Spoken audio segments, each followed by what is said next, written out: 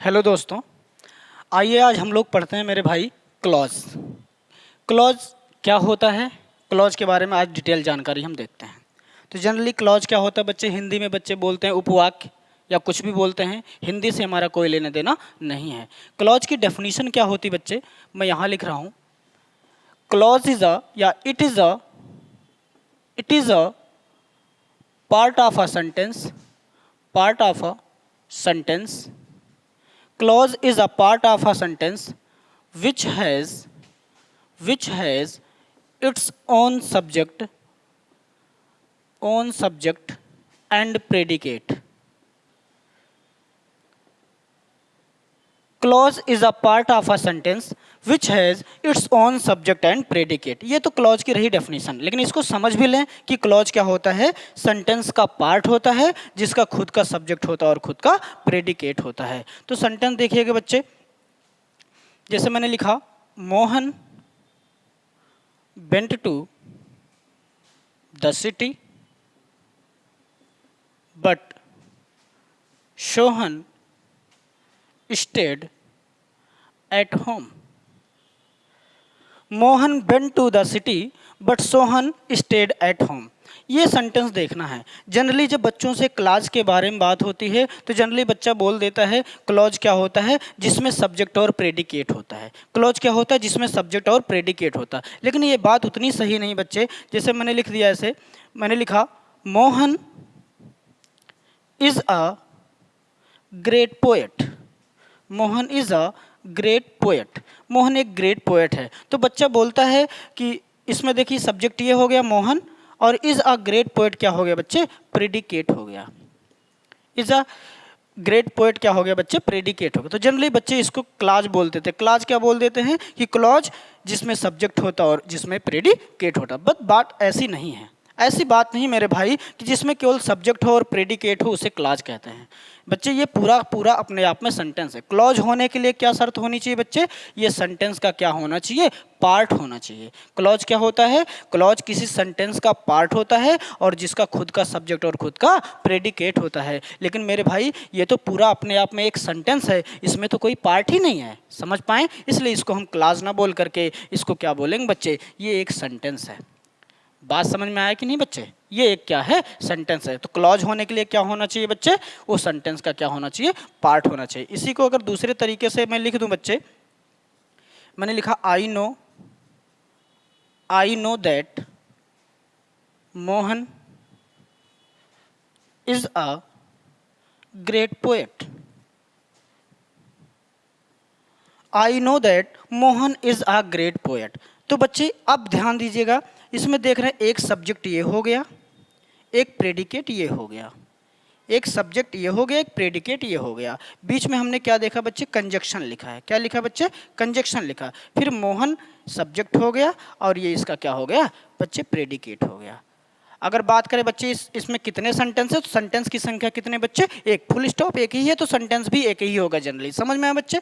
लेकिन हम देख रहे हैं ये दो पार्ट में बंट गया। एक प्रेडिकेट मतलब एक सब्जेक्ट प्रेडिकेट ये हो गया और एक सब्जेक्ट प्रेडिकेट ये हो गया। लेकिन सेंटेंस की संख्या कितनी है, एक है बच्चे। सेंटेंस की संख्या एक है लेकिन ये सेंटेंस दो पार्ट में क्या है, बटा हुआ है। तो बच्चे क्लॉज हम इसी को बोलते हैं। क्लॉज क्या होता है, क्लॉज सेंटेंस का पार्ट होता है जिसका खुद का सब्जेक्ट और खुद का प्रेडिकेट होता है। ये पूरा सेंटेंस है, इसका एक पार्ट है और इसके पास अपना एक सब्जेक्ट है, इसके पास अपना प्रेडिकेट है। इसलिए इसको हम क्लॉज बोलेंगे। क्या बोलेंगे बच्चे, क्लॉज बोलेंगे। इसको मैं क्लॉज वन कह दे रहा हूँ। बात समझ में आई बच्चे। फिर देख रहे हैं ये भी सेंटेंस का पार्ट है और इसके पास भी अपना सब्जेक्ट और अपना प्रेडिकेट है, इसलिए ये भी क्या हो गया, क्लॉज हो गया। बात समझ में आई, ये क्लॉज हम टू कह दे रहे हैं। बात समझ में आई मेरे बच्चे। तो क्लॉज क्या होता है, क्लॉज सेंटेंस का पार्ट होता है जिसका खुद का सब्जेक्ट और खुद का प्रेडिकेट होता है। यहां तक बात समझ में आई मेरे भाई। नोट कर ली, ऊपर वाला पहले समझ लीजिए। ये भी क्वेश्चन जैसे मैंने लिखा Mohan went to the city but Sohan stayed at home. Mohan went to the city but Sohan stayed at home. Mohan शहर गया लेकिन सोहन जो है घर पर ही रुका रहा। तो बच्चे ध्यान दीजिएगा, यहाँ पे भी देखिए बट हमारा क्या लिखा है, कंजक्शन है। बट हमारा क्या है बच्चे, कंजक्शन है। यहाँ देख रहे हैं तो मोहन हमारा बच्चे सब्जेक्ट हो गया और वेंट टू द सिटी क्या हो गया बच्चे, प्रेडिकेट हो गया। जिसको सब्जेक्ट और प्रेडिकेट भी नहीं पता बच्चे, वो वीडियो है जाके आप देख लीजिएगा, सब्जेक्ट और प्रेडिकेट क्या होता है। लिंक में वीडियो में डाल दूंगा डिस्क्रिप्शन में, ठीक बच्चे। डिस्क्रिप्शन में लिंक आपको मिल जाएगी बच्चे, वहाँ से देख लीजिएगा सब्जेक्ट और प्रेडिकेट क्या होता है। तो बच्चे ध्यान दीजिएगा, यहाँ पे भी एक सब्जेक्ट हो गया बच्चे और इसका एक प्रेडिकेट ये हो गया। तो हमने देखा बच्चे सेंटेंस की संख्या इसमें भी कितनी है, सेंटेंस तो एक ही है लेकिन हम देख रहे हैं इसके दो पार्ट हो गए। एक पार्ट बच्चे ये हो गया और एक पार्ट हमारा ये हो गया। बात समझ में, एक पार्ट ये हो गया एक पार्ट ये। तो क्लॉज किसको कहते हैं, क्लॉज सेंटेंस के पार्ट को कहते हैं जिसके पास अपना सब्जेक्ट हो और अपना क्या हो, प्रेडिकेट हो। इसका मतलब एक क्लॉज ये हो गया बच्चे, एक क्लॉज ये हो गया और एक क्लॉज ये हो गया। यानी इस सेंटेंस में अगर बात करें क्लॉज की तो क्लॉज कितने हैं, दो क्लॉज हैं। इतनी बात समझ में आई मेरे भाई, इसको नोट कर लीजिए। उसके बाद मैं इरेज करता हूँ, ध्यान दीजिएगा बच्चे। उसके बाद अब बात करते हैं क्लॉज कितने प्रकार की होती है। अब बात करें अगर क्लॉज कितने प्रकार की होती है, क्लॉज कितने प्रकार की होती है, तो आइए हम डिस्कस करते हैं मेरे भाई। अगर मैं बात करूं क्लॉज की तो क्लॉज मेनली दो प्रकार के होते हैं। कितने प्रकार के होते हैं बच्चे, क्लॉज मेनली दो प्रकार के होते हैं मेरे बच्चे। एक को कहा जाता है डिपेंडेंट क्लॉज, एक को कहा जाता है डिपेंडेंट क्लॉज, एक को कहा जाता है डिपेंडेंट क्लॉज और एक को कहा जाता है इंडिपेंडेंट क्लॉज। इंडिपेंडेंट क्लॉज सुन पा रहे हैं बच्चे। क्लॉज मेनली दो प्रकार के होते हैं मेरे भैया, डिपेंडेंट क्लॉज और इंडिपेंडेंट क्लॉज। अब डिपेंडेंट क्लॉज क्या होती है और इंडिपेंडेंट क्लॉज क्या होती है, तो समझिएगा बच्चे। इंडिपेंडेंट क्लॉज वो क्लॉज होती है जो सब्जेक्ट और प्रेडिकेट हो, अपने आप में ही एक अकेला सेंटेंस हो। ये बात आपको सर समझ नहीं आई, कोई बात नहीं मेरे भाई। जैसे मैंने लिखा Mohan went to the city, Mohan went to the city, अगर ये बात इतनी लिखी हो कि Mohan went to the city, फिर भी ये अपनी कंप्लीट मीनिंग दे रहा है कि मोहन शहर गया। समझ में आ रहे बच्चे, तो ये किसी पर डिपेंड नहीं कर रहा है, तो ये बच्चे हमारी कैसी क्लॉज हो जाएगी, इंडिपेंडेंट क्लॉज हो जाएगी। उसी प्रकार यहाँ पे लिखा है Sohan stayed at home, Sohan घर पर रुका रहा, अगर ये बात केवल इतनी भी लिखी हो तब भी ये मीनिंग कंप्लीट है, तो ये भी हमारी कैसी क्लॉज हो जाएगी, इंडिपेंडेंट क्लॉज हो जाएगी। इतनी बात समझ में आई मेरे बच्चे। अब बात करते हैं डिपेंडेंट क्लॉज भी कितने टाइप्स के होते हैं। तो डिपेंडेंट क्लॉज में बच्चे हमारे आते हैं सब ऑर्डिनेट क्लॉज। कौन से क्लॉज आते हैं बच्चे, सब ऑर्डिनेट क्लॉज। यानी डिपेंडेंट क्लॉज भी हमारे कितने होते हैं, सब, और एक ही होता है सबऑर्डिनेट क्लॉज। और इंडिपेंडेंट क्लॉज भी कितने प्रकार के हो जाते हैं बच्चे, दो प्रकार के हो जाते हैं हमारे इंडिपेंडेंट क्लॉज। इंडिपेंडेंट क्लॉज दो प्रकार के कौन कौन से होते हैं बच्चे, एक को कहा जाता है बच्चे मेन क्लॉज, एक को कहा जाता है मेरे बच्चे मेन क्लॉज और दूसरे को कहा जाता है कोऑर्डिनेट क्लॉज। कोऑर्डिनेट क्लॉज ये क्या होता है बच्चे, अभी हम चर्चा करते हैं इसके बारे में, तो बच्चे समझ पाएँ डिपेंडेंट इंडिपेंडेंट पहले क्या होता है। ध्यान दीजिएगा, एक क्वेश्चन मैं और लिख के समझा दे रहा हूँ आप लोगों को। मैंने एक क्वेश्चन लिखा, if you come to me, if you come to me I shall, if you come to me I shall tell you a new story, a new story. बच्चे ध्यान दीजिएगा, ये क्वेश्चन मैंने लिखा, if you come to me I shall tell you a new story, यदि तुम मेरे पास आओगे तो मैं तुम्हें एक नई कहानी सुनाऊंगा। अब इसमें अगर बात करें डिपेंडेंट क्लॉज कौन सी है, इंडिपेंडेंट क्लॉज कौन सी है, तो अगर ये बात इतनी लिखी हो I shall tell you a new story, मैं आपको एक नई कहानी सुनाऊंगा, तो ये अपने आप में मीनिंग क्या है बच्चे, कंप्लीट है। इसलिए हमारी कौन सी क्लॉज हो जाएगी, इंडिपेंडेंट क्लॉज हो जाएगी। लेकिन अगर ये बात केवल इतनी लिखी हो, if you come to me, क्या लिख दिया मैंने, if you come to me, यदि तुम मेरे पास आओगे, मेरे पास आओगे तो क्या, तो इसकी मीनिंग पूरी कंप्लीट नहीं है, तो ये बच्चे इस पर डिपेंड कर रही है, इसलिए इसको कौन सी क्लॉज कहते हैं, डिपेंडेंट क्लॉज कहते हैं। इतनी बात समझ में आई मेरे बच्चे। अगर इतनी बात समझ में आई तो आओ हम सीखते हैं मेरे बच्चे। अब मेन क्लॉज क्या होता है, सबऑर्डिनेट, कोऑर्डिनेट क्लॉज क्या होता है और सबऑर्डिनेट क्लॉज क्या होता है। ध्यान सुनिएगा बच्चे, मेन क्लॉज जानना सबसे आसान है मेरे बच्चे। जिस क्लॉज के पहले कोई कंजक्शन नहीं जुड़ा होता, जिस क्लॉज के पहले कोई कंजक्शन नहीं जुड़ा होता बच्चे, उसको हम मेन क्लॉज कहते हैं। क्या बोला बच्चे, जिस क्लॉज के पहले कोई कंजक्शन नहीं जुड़ा होता बच्चे, उसे हम मेन क्लॉज कहते हैं। ध्यान दीजिएगा बच्चे, जैसे मैंने लिखा if you come to me, ध्यान दीजिए बच्चे, ये देखिए सब्जेक्ट है हमारा, ये हमारा प्रेडिकेट है, ठीक बच्चे। फिर ये भी हमारा सब्जेक्ट है बच्चे, ये हमारा क्या है, प्रेडिकेट है। तो बच्चे सेंटेंस तो एक ही है, सेंटेंस तो एक ही है, लेकिन इसमें भी क्लॉज कितने हो गए, दो क्लॉज हो गए। इसमें कितने क्लॉज हो गए बच्चे, दो क्लॉज। एक क्लॉज बच्चे ये हो गया, एक क्लॉज ये हो गया। और एक क्लॉज हमारे ये वाला हो गया। बात समझ में आई? दो क्लॉज इसमें भी हो गए, दो क्लाज हमारे इसमें भी हो गए। तो बच्चे ध्यान दीजिएगा, क्लाज 1 क्लाज 2। अब देखते हैं इसमें हमारे सबऑर्डिनेट क्लॉज और मेन क्लॉज और कोऑर्डिनेट क्लॉज कौन कौन से हैं। तो बच्चे ध्यान दें, मैंने ये समझाया जिस क्लॉज के पहले कोई कंजक्शन नहीं जुड़ा होता मेरे बच्चे, जिस क्लॉज के पहले कोई कंजक्शन नहीं जुड़ा होता उसे हम मेन क्लॉज कहते हैं। तो अगर हम ये वाला क्लॉज देखें बच्चे तो इस क्लॉज के पहले कोई कंजक्शन नहीं जुड़ा है। अगर ये वाला क्लॉज हम देखें बच्चे तो इस क्लॉज के पहले कोई कंजक्शन नहीं जुड़ा है, इसलिए इस क्लॉज को कौन सा क्लॉज कहेंगे मेरे भाई? इस क्लॉज को हम कहेंगे मेन क्लॉज। बात समझ पाए बच्चे? इस क्लॉज के पहले कोई कंजक्शन नहीं जुड़ा है, इसलिए हम इसको क्या बोलेंगे बच्चे? मेन क्लॉज बोलेंगे। अगर बात करें ऊपर वाले सेंटेंस में बच्चे, Mohan went to the city but Sohan stayed at home. Mohan went to the city but Sohan stayed at home. अगर इसमें बात करें तो इस क्लॉज के पहले भी हम देख रहे हैं कोई कंजक्शन नहीं जुड़ा है। इस क्लॉज के पहले जब कोई कंजक्शन नहीं जुड़ा है बच्चे तो इस क्लॉज को भी हम कौन सा क्लॉज कहेंगे मेरे भाई? मेन क्लॉज कहेंगे। समझ में आया मेरे बच्चे? तो जिस क्लॉज के पहले कोई कंजक्शन नहीं जुड़ा होता है उसी को हम मेन क्लॉज कहते हैं। अब बात आती सर, जिस क्लॉज के पहले कोई कंजक्शन जुड़ा हो उस क्लॉज को हम कौन सा नाम देंगे? आइए उसको सीख लेते हैं बच्चे, तब तक स्क्रीनशॉट ले लीजिएगा। मैं इन सबको इरेज कर रहा हूं मेरे भाई।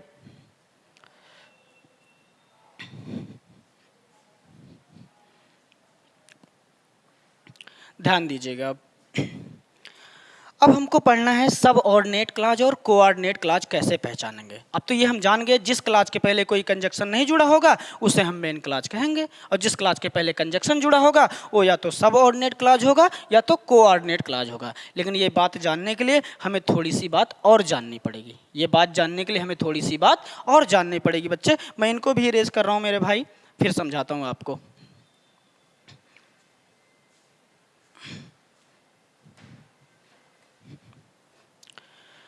अब सबऑर्डिनेट क्लॉज और कोऑर्डिनेट क्लॉज जानने के लिए बच्चे हमें कंजक्शन के बारे में थोड़ा सा जानकारी होना चाहिए। किसके बारे में बच्चे? कंजक्शन के बारे में। जैसा कि आप जानते हैं कंजक्शन क्या होता है, ज्वाइन करने वाले वर्ड को ही क्या बोलते हैं? कंजक्शन बोलते हैं। बाकी इसकी भी वीडियो आपको बहुत जल्दी प्रोवाइड होगी। तो कंजक्शन ज्वाइनिंग वर्ड्स होते हैं।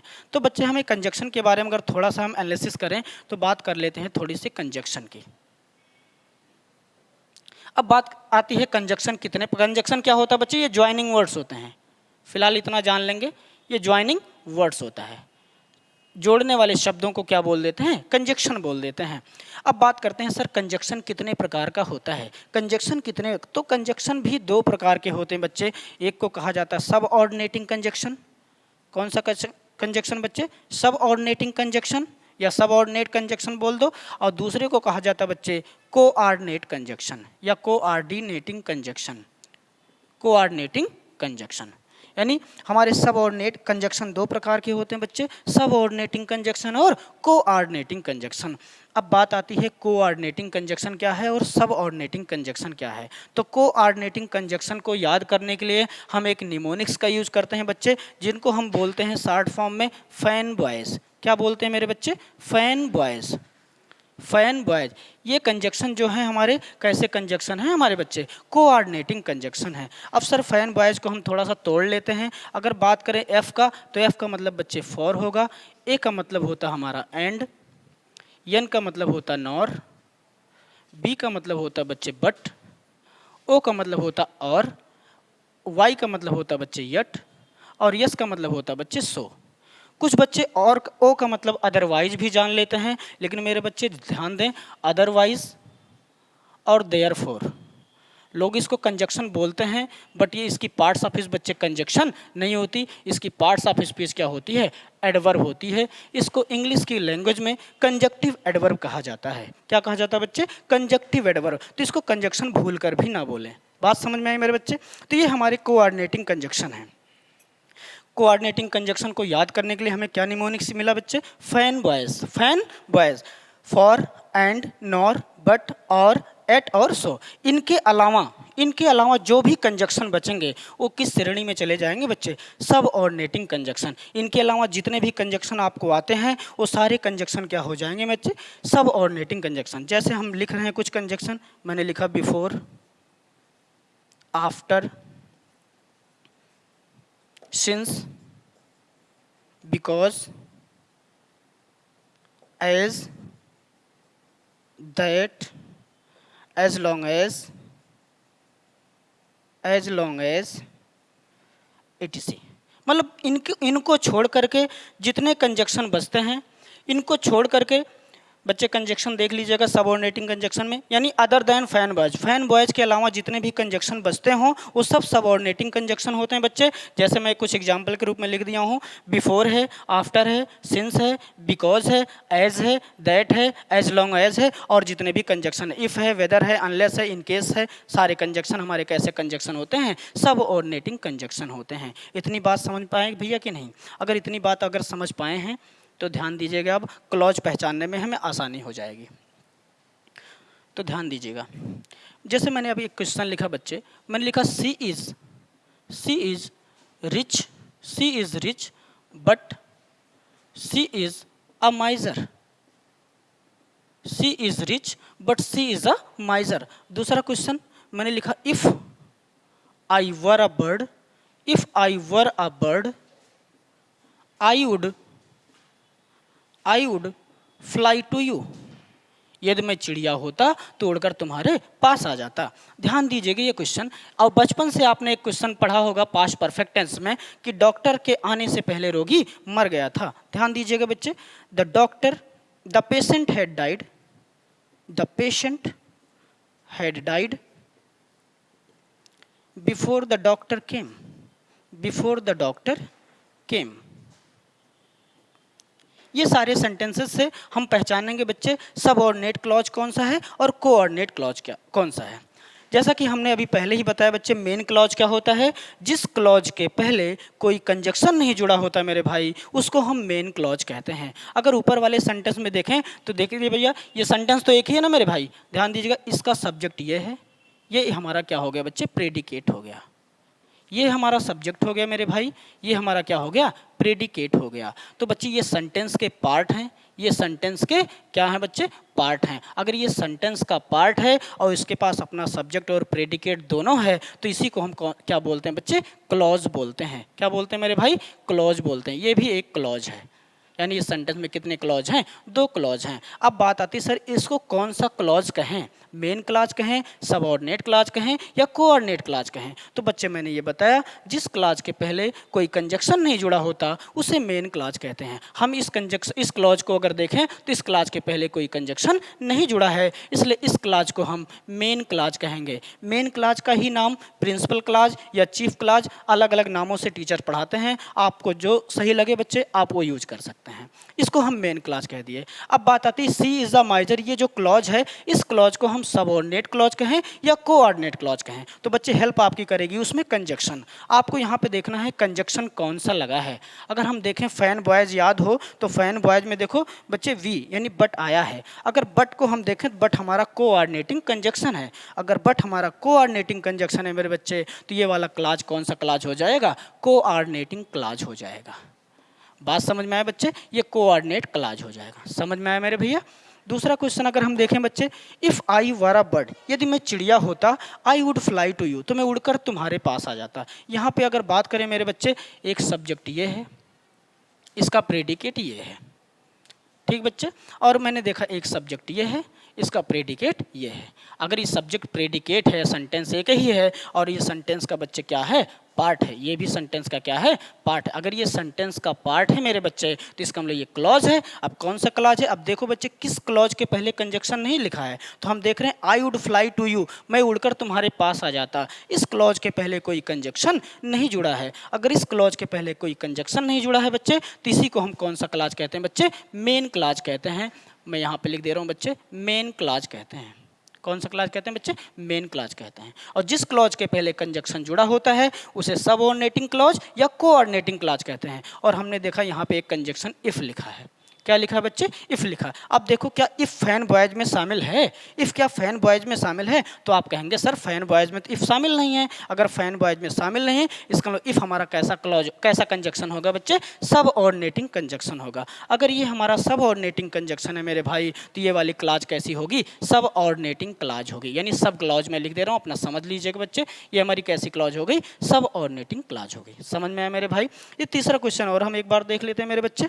द पेशेंट है डाइड बिफोर द डॉक्टर केम। तो बच्चे यहाँ पे अगर देखें, एक सब्जेक्ट ये हो गया पेशेंट, हैड डाइड ये हमारा प्रेडिकेट हो गया, बिफोर हमारा बच्चे कंजक्शन हो गया, फिर द डॉक्टर हमारा सब्जेक्ट हो गया, और केम हमारा क्या हो गया बच्चे, प्रेडिकेट हो गया। अब इसमें भी सब्जेक्ट और प्रेडिकेट हैं। अगर सब्जेक्ट और प्रेडिकेट है मेरे बच्चे तो इसमें भी क्लॉज होगा जरूर, क्योंकि ये सेंटेंस का क्या है, पार्ट है। अगर ये सेंटेंस का पार्ट है मेरे भाई, इसका मतलब ये क्लॉज है।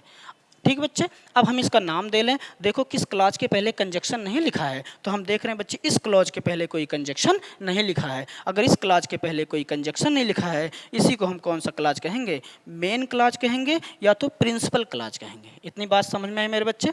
अब दूसरी बात देखते हैं, दूसरे क्लॉज के पहले तो हम देख रहे हैं कंजक्शन लिखा है। अगर ये कंजक्शन लिखा है मेरे बच्चे तो या तो ये सब क्लॉज होगी या को क्लॉज होगी, मतलब को क्लॉज का मतलब कोऑर्डिनेटिंग क्लॉज होगी। अब बिफोर देखिए कंजक्शन कैसा है, क्या बिफोर फैन बॉयज में आता है, बिफोर फैन बॉयज में आता है, तो आप कहेंगे नहीं सर फैन बॉयज में नहीं आता। अगर वो फैन बॉयज में नहीं आता, इसका मतलब कौन सी कंजक्शन है बच्चे, सब ऑर्डिनेटिंग कंजक्शन है, सब ऑर्डिनेटिंग कंजक्शन है। अगर ये सब ऑर्डिनेटिंग कंजक्शन है बच्चे, तो ये क्लॉज जो मिलेगी बच्चे, कौन सी क्लॉज होगी, सब ऑर्डिनेट क्लॉज होगी। कैसी क्लॉज होगी मेरे बच्चे, सब ऑर्डिनेट क्लॉज होगी, सब ऑर्डिनेट क्लॉज होगी। बात समझ में आई मेरे बच्चे कि नहीं आई? कुछ बच्चे सोच रहे होंगे सर जी इसमें कंजक्शन पहले लिख दिया गया, इसमें कंजक्शन बाद में लिख दिया। तो बच्चे याद रखना, जो सब ऑर्डिनेटिंग क्लॉज हो, जो सब ऑर्डिनेटिंग कंजक्शन होता है मेरे बच्चे, जो सब ऑर्डिनेटिंग कंजक्शन होता है वो सेंटेंस के शुरू में भी लिखे जा सकते हैं। जो सब ऑर्डिनेटिंग कंजक्शन होता है वो सेंटेंस के शुरू में भी लिखे जा सकते हैं।